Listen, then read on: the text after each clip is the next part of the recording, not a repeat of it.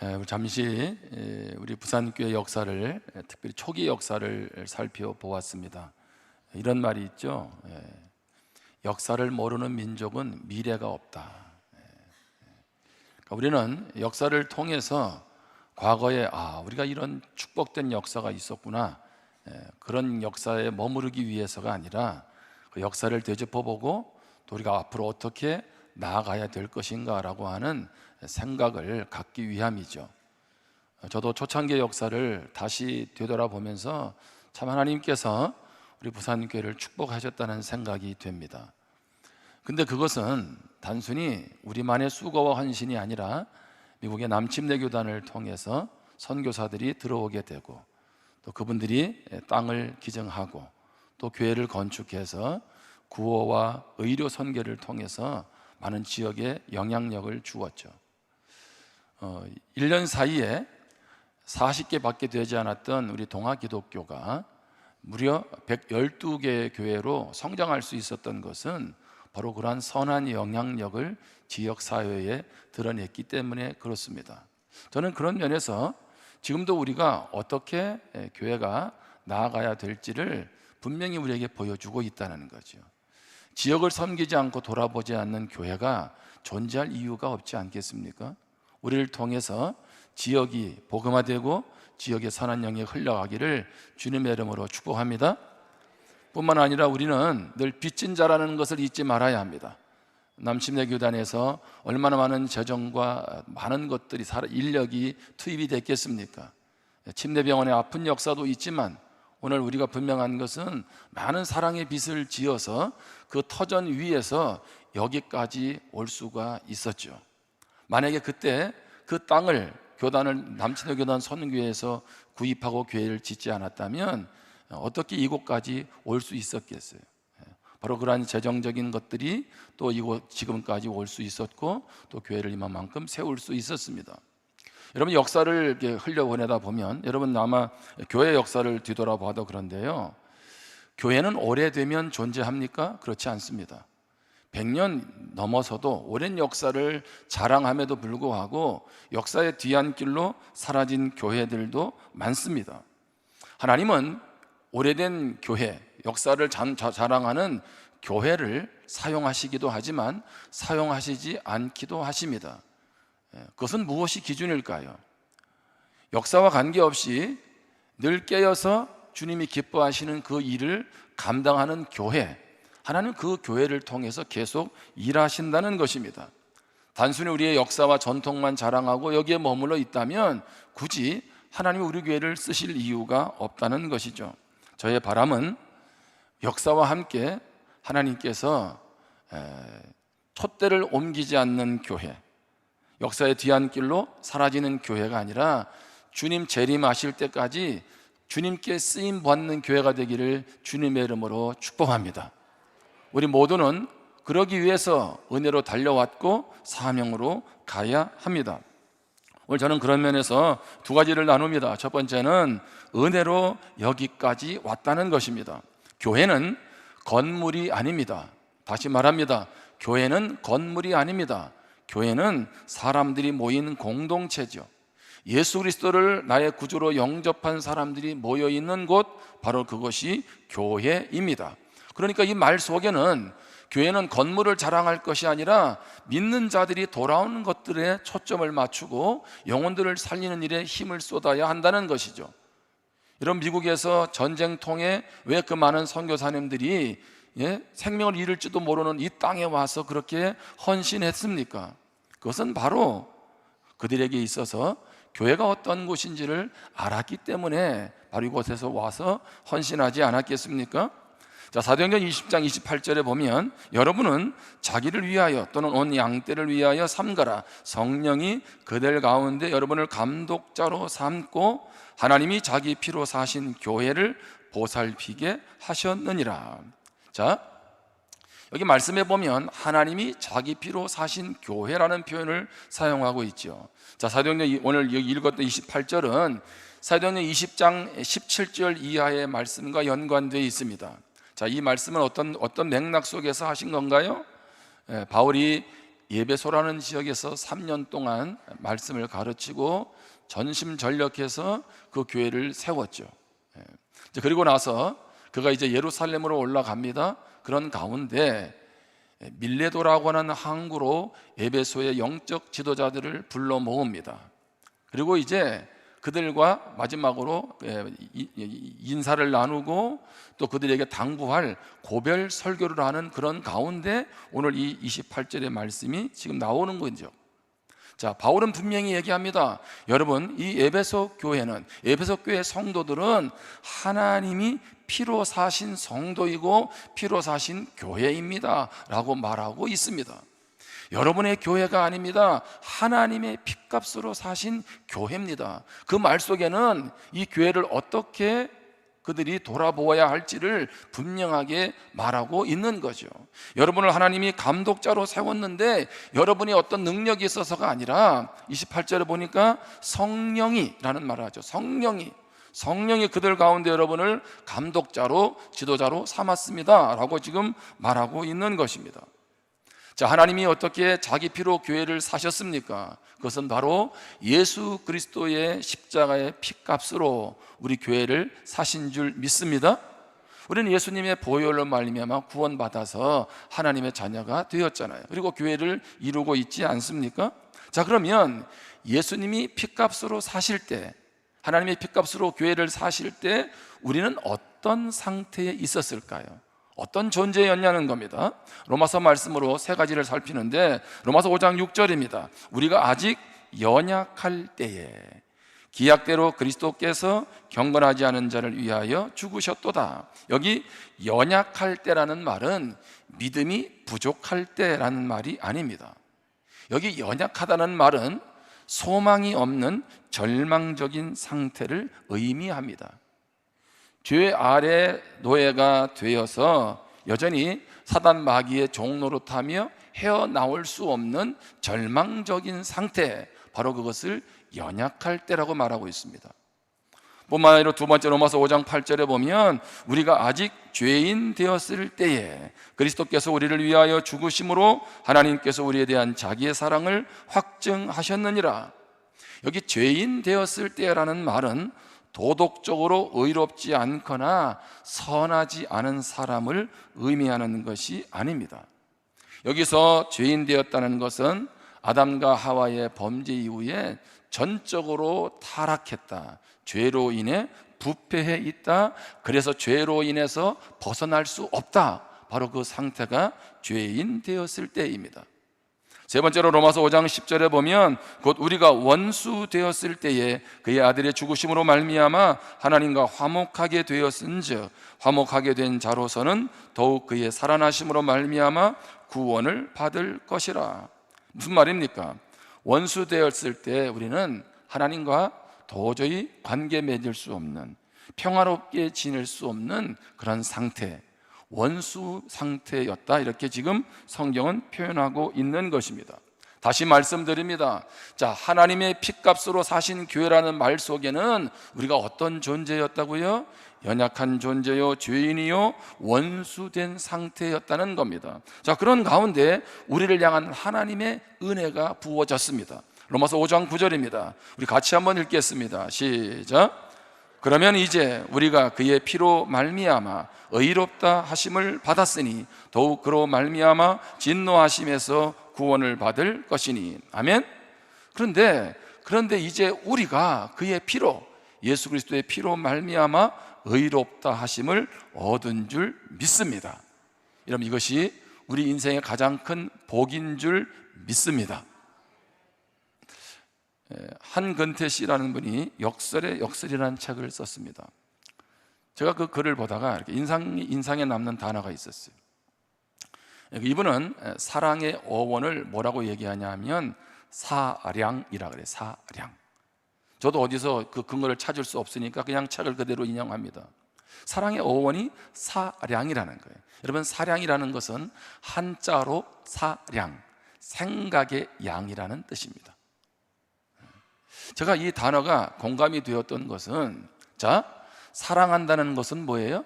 그만큼 비례해서 그 사랑하는 대상을 많이 생각한다는 거죠. 여러분, 부모는 자녀를 사랑합니까? 안 합니까? 사랑하죠. 그래서 자녀의 진로라든가 또 현재 성장하고 있다면 앞으로 미래에 대해서 늘 생각하죠. 때로는 걱정도 하고 염려도 하지요. 사랑하니까 어떻게 해요? 자녀를 그만큼 많이 생각합니다. 자, 자녀가 부모를 사랑한다는 것은 무엇입니까? 부모를 그만큼 생각하는 거죠. 자, 우리가 주님을 사랑한다는 건 뭐예요? 그만큼 주님을 생각하는 거예요. 그래서 주님을 생각하다 보면 주님께서 원하시는 게 뭘까? 또 주님께서 원치 않는 게 뭘까? 그것을 구분하게 되는 것입니다. 여러분에게 묻겠습니다. 여러분은 김종성 목사를 사랑하십니까? 대답 별로 안 해요, 지금. 그런데 여러분의 대답보다 더 중요한 것은 여러분이 저를 사랑하면 주중에 무엇 한다? 저를 생각하겠죠. 우리 목사님은 잘 지내시나? 우리 목사님을 위해 기도해야 되겠다. 뭐 이런 거 아니겠어요? 제가 여러분을 사랑한다는 건 뭐예요? 말만이 아니라는 거잖아요. 그렇죠? 여러분을 생각해요. 그리고 여러분을 생각한다는 건 뭐예요? 기도하는 거죠. 그렇죠? 여러분, 하나님이 우리를 사랑해요. 그 사랑은 뭡니까? 하나님의 생각은 항상 누구에게 있을까요? 우리 한 사람 한 사람에게 있어요. 여러분 그렇게 생각 안 하세요? 아, 나는 참 별 볼 일 없는 사람 같아. 누가 나에게 관심을 가질까? 내가 뭐 건강하지도 않고 이제는 뭐 나이가 드니 뭐 능력도 경제력도 없고, 여러분 스스로 때로는 그래서 우울감에 빠질 때도 있잖아요. 근데 잊지 마세요. 하나님이 임마누엘에 한다는 얘기는 늘 하나님의 생각은 우리에게 있다는 거예요. 별로 안 믿으십니까? 믿어지는 은혜가 있기를 축복합니다. 그러니까 하나님이 여러분을 그만큼 생각하고 계세요. 그 말 속에는 뭐예요? 그만큼 생각하니 어떻게 하면 내가 내 자녀를 도울까? 그의 앞길을 인도할까? 그래서 성령을 우리에게 보내신 것 아니겠습니까? 바울은 자기가 믿기 전에 어떤 상태인지를 알았죠. 그러는 하나님의 은혜를 인격적으로 경험하게 되죠. 다메섹으로 예수 믿는 사람 잡아들이러 가다가 예수님을 만나잖아요. 그리고 나서 그는 변화되죠. 고린도전서 15장 9절부터 10절에 보면 나는 사도 중에 가장 작은 자라 나는 하나님의 교회를 박해하였으므로 사도라 칭함받기를 감당하지 못할지니라. 바울이 예수님을 만나고 나서 뭐라 그래요? 나는 하나님의 교회를 박해했대요. 하나님의 교회. 하나님의 교회가 어떤 교회인데요? 하나님의 핏값으로 사신 교회. 그만큼 가치 있고 소중한 교회를 나는 핍박했다는 거죠. 예수 믿기 전에는 그걸 몰랐잖아요. 근데 10절에 그러나 내가 나된 것은 하나님의 은혜로 된 것이니 내게 주신 그의 은혜가 헛되지 아니하여 내가 모든 사도보다 더 많이 수고하였으나 내가 한 것이 아니요 오직 나와 함께 하신 하나님의 은혜로라. 나같이 하나님의 교회를 박해했던, 하나님의 마음을 아프게 했던 내가 하나님의 은혜로 여기까지 올 수 있었고, 뿐만 아니라 내가 엄청난 수고, 모든 헌신을 하면서도 그것을 가지고 나를 드러내지 않는 것은 전적인 하나님의 은혜 때문이라는 거죠. 여러분, 은혜가 사라지면 신앙은요 퇴보할 수밖에 없어요. 신앙이 살아있다 깨어있다는 얘기는요 은혜를 아는 거예요. 여러분, 하나님의 은혜를 늘 기억하시기를 주님의 이름으로 축복합니다. 우리 몸된 교회에서 헌신했던 수많은 믿음의 선배들, 이름도 없이 빛도 없이 떠나간 분들도 있고 이 자리에서 지금까지 헌신한 분들, 그 수고를, 그 은혜를 기억할 수 있기를 바랍니다. 저기 앉아 계시는 우리 원로 목사님 기억해 주세요. 아멘. 제가 여기까지 올 수 있었던 것도 제가 뭘 그렇게 탁월해서 여기까지 왔다고 생각하지 않아요. 여러분이 저를 품어주시고 기다려주셨기 때문에, 그리고 또 부족한 점만 보지 않고 또 좋은 점을 보면서 달려왔기 때문에 여기까지 올 수 있지 않았나 그런 생각이 됩니다. 한번 따라하겠습니다. 우리 서로 불쌍히 여깁시다. 자, 좌우에 있는 분하고 인사하겠습니다. 저를 불쌍히 여겨주세요.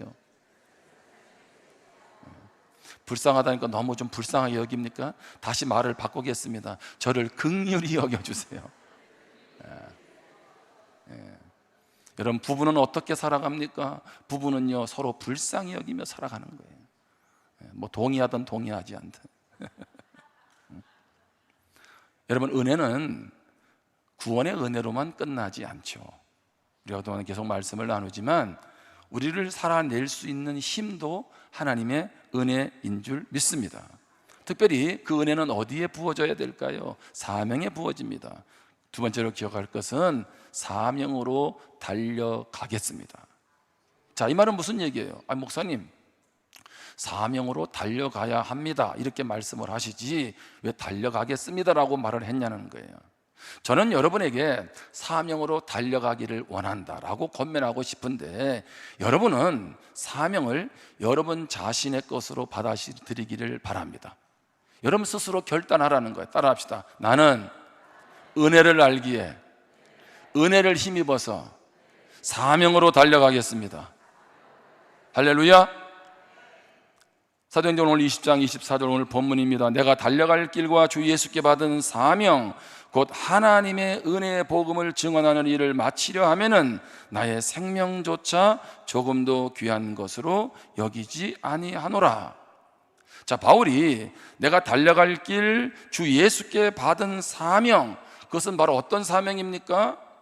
은혜의 복음을 증언하는 일이죠. 복음 전하는 일을 위해서 생명조차 조금도 귀한 것으로 여기지 않는데요. 자, 그러면 여러분 이 24절 말씀만을 생각하면 우리는요, 나도 이렇게 해야지라고 생각할 수 있습니다.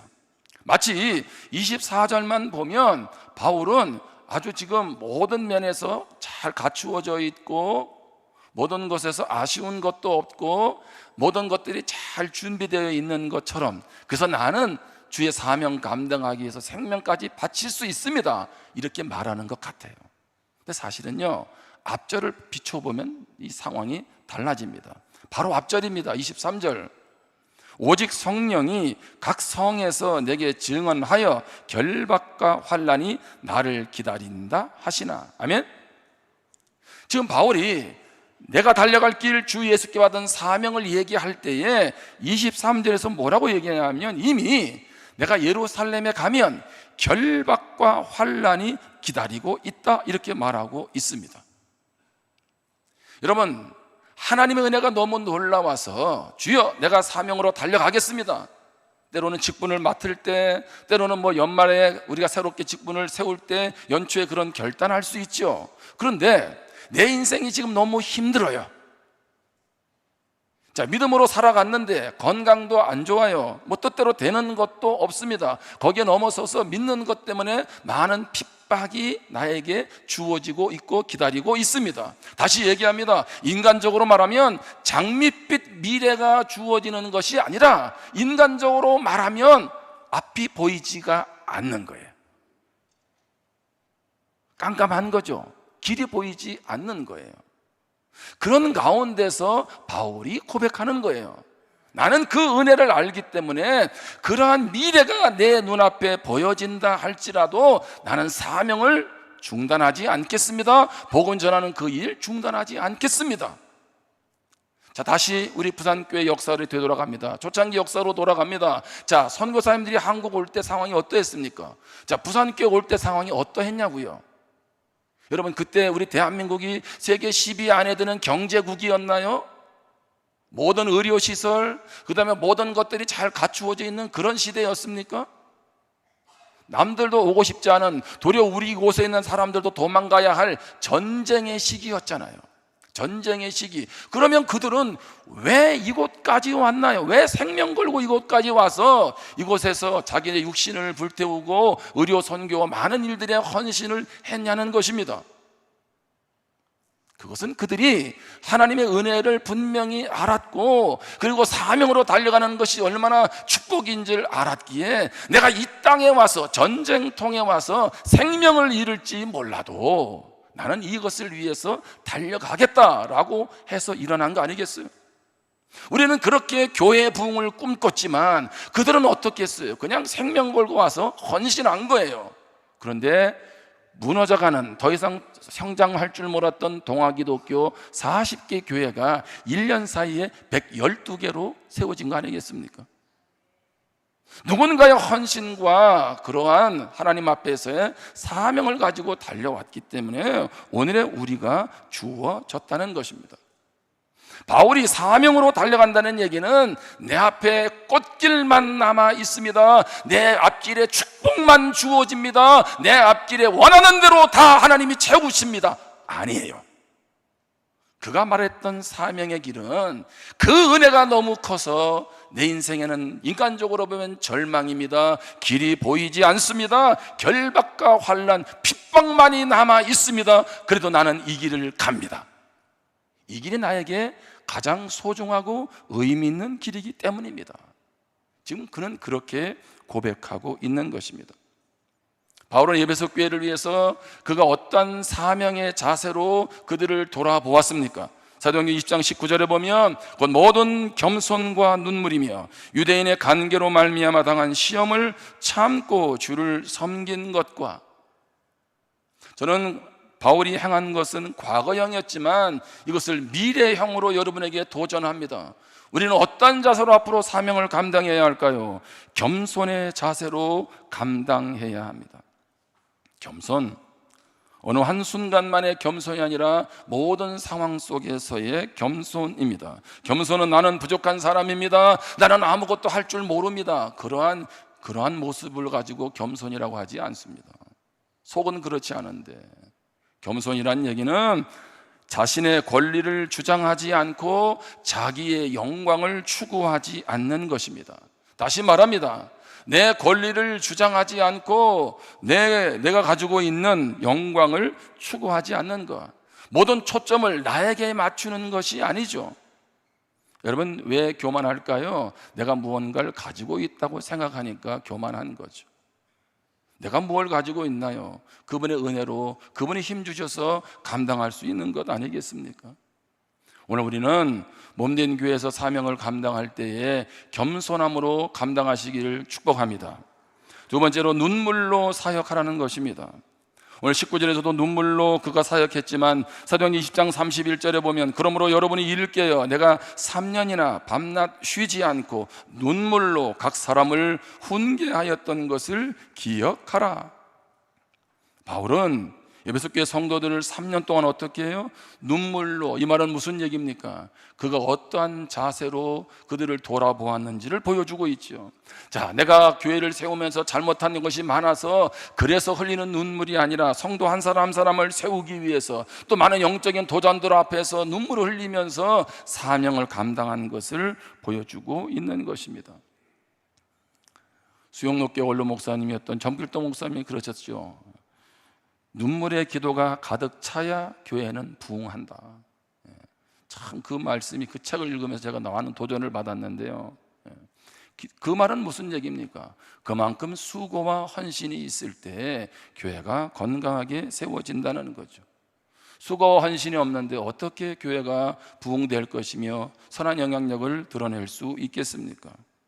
세 번째로 우리가 사명을 감당할 때 인내하며 사역하라는 것입니다. 바울은 유대인의 간계로 말미암아 시험을 참고 주를 섬겼다라고 말하고 있습니다. 시험을 참고 주를 섬겼습니다. 믿음의 길에는 많은 시련이 찾아옵니다.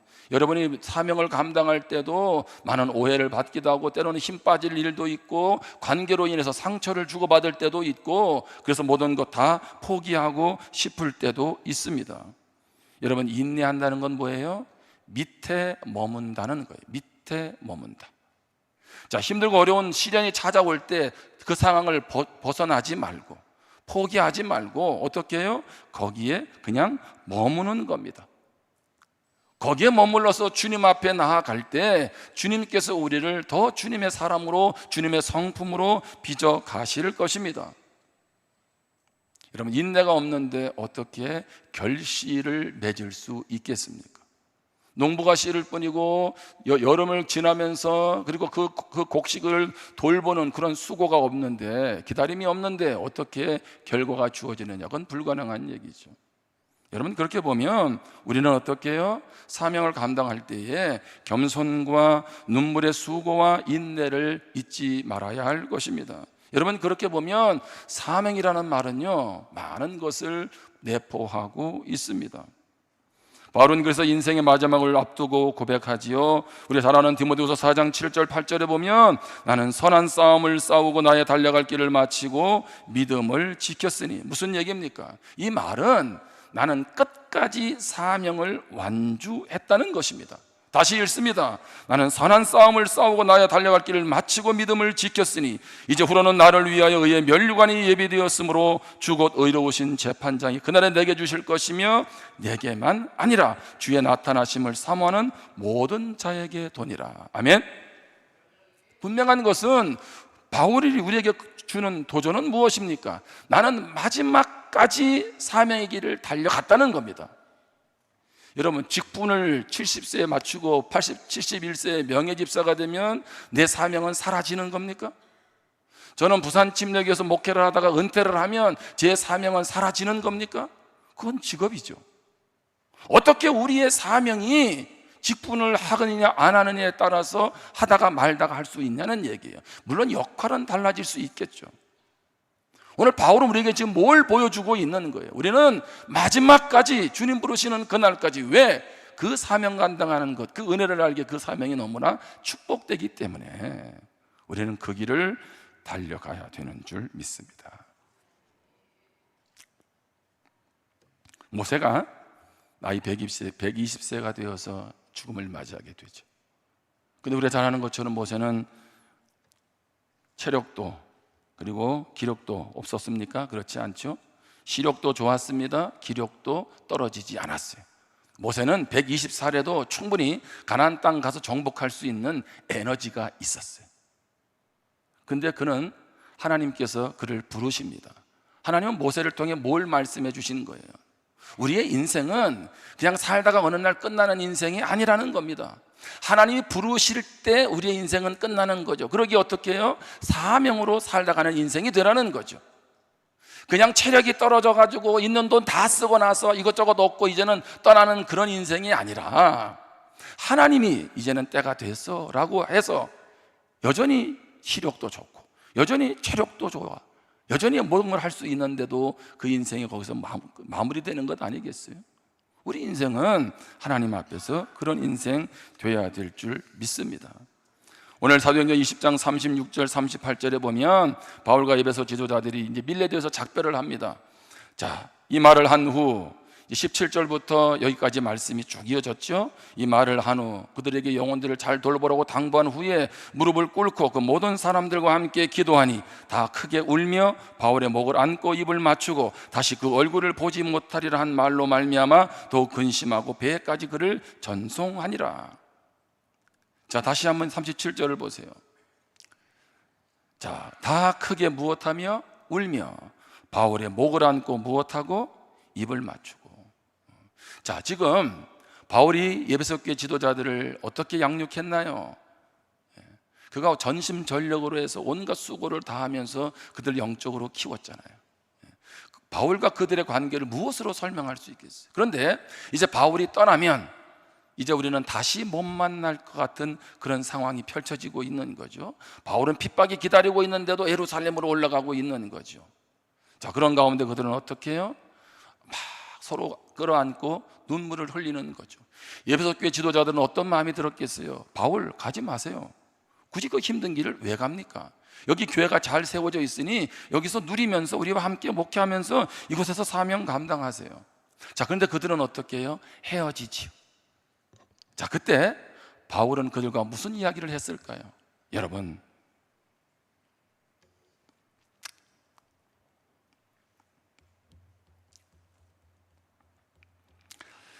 또 갱년기가 올라와가지고 저는 이 부분이 막 눈물이네. 그렇죠? 그랬을 것 같아. 우리 힘들어도 끝까지 사명 감당합시다. 포기하지 말고 여러분의 주어진 자리에서 나는 주님 부르실 때까지 이 사명의 길 달려가겠습니다. 우리 천국에서 만나서 그때 주의 사랑을, 주의 은혜를 나눕시다. 그리고 바울이 에베소 교회 지도자들을 어디서 만났어요? 천국에서 만났어요. 그렇죠? 많은 시간이 흘러갔잖아요. 여러분, 우리 인생도 그거 아니겠어요? 한번 따라하겠습니다. 힘들다고 울지 말고 힘내라고 울자. 맨날 힘든 일 서로 위로하며 울어야 돼요. 그렇죠? 서로 보듬어 줘야죠. 그런데 이제는 뭐예요? 우리 함께 힘들어도 주의 사명의 길 달려가자. 그래서 함께 올 수 있는 그런 성도가 되기를 주님의 이름으로 축복합니다. 말씀을 마무리합니다. 여러분, 우리의 삶을 돌아보면 참 바쁩니다. 분주합니다. 비는 시간이 없습니다. 여러분 그렇죠? 직장 생활하랴 가정 돌보랴 정말 바쁩니다. 그래서 가만히 보면 주중은 주중대로 바쁘고 주말은 주말대로 바쁘고, 근데 사람들은요 종종 바쁜 것과 유능한 것을 동일시합니다. 근데 이런 사람들의 속을 가만히 들여다보면 뭔가 속이 허한 사람들이에요. 속이 비어있다는 얘기예요. 왜 그럴까요? 이런 사람들은 자신과 진지하게 마주하는 것을 두려워하는 사람들입니다. 그래서 끊임없이 그래서 바빠요.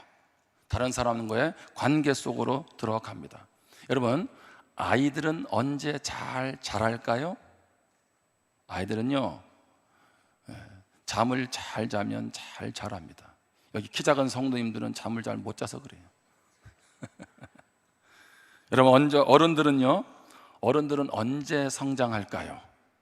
제가 볼 때는 어른들은 혼자 있을 때 성장합니다. 바쁠수록 혼자만의 시간이 필요해요. 여러분 충분히 바쁜 거 압니다.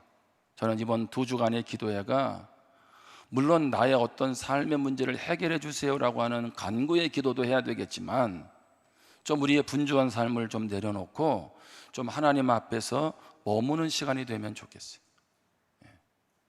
제가 뭐 오라 한다고 다 올 건 아니잖아요.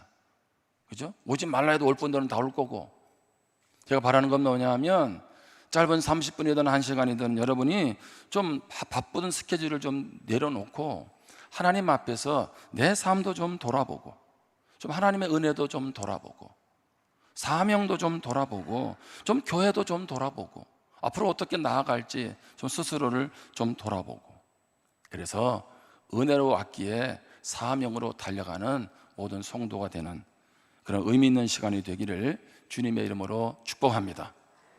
하나님께서 우리를 기도를 통해서 다시 한번 우리를 깊이 만나 주실 줄 믿습니다.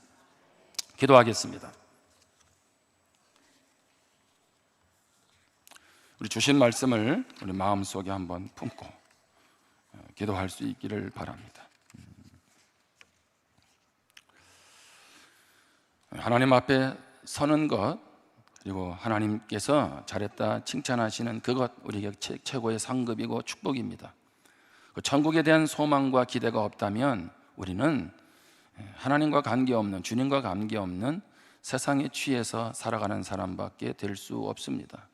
주님, 나를 구원하신 그 구원의 은혜를 알고 나를 지금까지 인도하신 그 은혜를 알기에 이제 사명으로 달려가기를 원합니다. 그 사명은 은혜 없이 감당할 수 없습니다. 그 사명을 위해서 달려갈 때에 하나님의 은혜로 잘 감당하며 달려갈 수 있게 해달라고 우리 같이 주신 말씀을 가지고 결단하면서 기도하겠습니다.